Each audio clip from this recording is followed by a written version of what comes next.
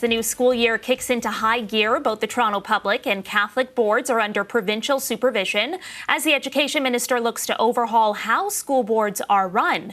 It includes the possibility of eliminating trustees. Paul Calandra is Minister of Education. He joins me now. A pleasure to have you in studio, Minister. Thanks so much. Good morning. Thanks for having me. This morning, you sent a letter to a trustee at the Toronto Catholic District School Board ordering that he return items that were paid for using board funds.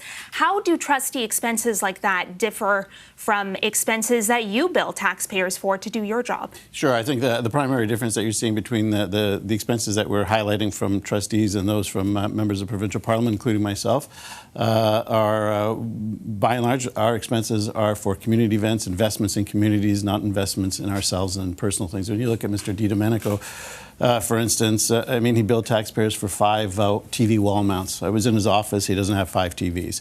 He billed taxpayers for the most expensive Apple Watch strap that he could find. We have another trustee in that board who expensed a meal at a casino, and then on her way home, she washed it down with $1.20 to Suspicious Minds Elvis Presley song that she billed to the taxpayers. So whether it's milkshakes, hamburgers at 3 o'clock in the morning, I don't think that's the expectation. Of course, they're going to have expenses. They're going to have expenses in doing their job, but not expenses for themselves and on their behalf. And I think that's the big difference. School boards will call the zeroing in on trustee expenses theatrical scapegoating. They say that, the real problem is government underfunding. And if you'll just bear with me a moment, Sure. According to the Ontario Public School Boards Association, when adjusted for inflation, the province is spending $400 less per student this year. So how does the elimination of trustees actually address that inflationary gap? Well, look, you raise a good point. The elimination of trustees on its own isn't going to fix the challenges that we're having in the education system. We're seeing EQAO results and continued challenges in both math and in literacy across the province of Ontario. We're spending record amounts in education, but as I said constantly, under those boards that are under supervision, it's not just about the trustees. It's about the decisions that are made or that aren't being made. I've asked the supervisors in those boards, look at our funding formula. If it doesn't meet the test that is required to provide the best level of education and support for our teachers, tell me, we'll modify that. We're going to put more money into education, but we can't be distracted by trustees who are focused on everything else other than putting more money back into the classroom, supporting our teachers who have a very difficult job, getting resources to them so that our students can succeed. And we can't have trustees out there billing taxpayers for meals at casinos, shakes, hamburgers, Apple products. Focus on the kids. It's a part-time job that is to focus on student achievement, not on personal enrichment. If we look at the Toronto District School Board as an example, Yep. though, that's one of the boards Sure. under your supervision.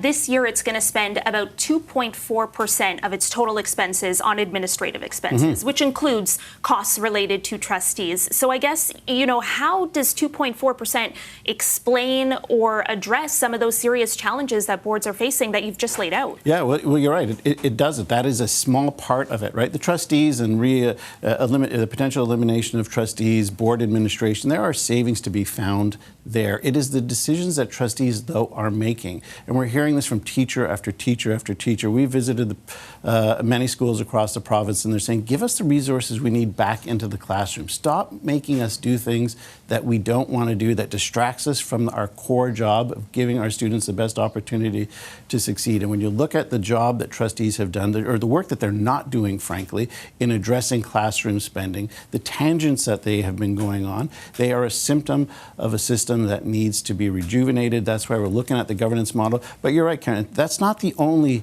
solution. That's not the only problem. It is about refocusing. And as I've said constantly, for the last 50 years, Ontario governments have downloaded responsibility for education to school boards who neither have the ability to manage billion-dollar budgets or the expertise. It is about the Ministry of Education retaking over its position, uploading parts of the education, whether it's curriculum, and flooding money back into the classroom to support our teachers. But then I'll just ask you that question again. Sure. Then what is the province doing to address that inflationary gap? Because the Association of Public School Boards in Ontario, again, has said had education been funded properly since 2018, the Toronto District School Board wouldn't even have a deficit right now. Okay, a vast majority of our school boards boards are running at a surplus right now with the same level of funding. As you know, the funding is actually a student-based funding, so it's a per-pupil student funding.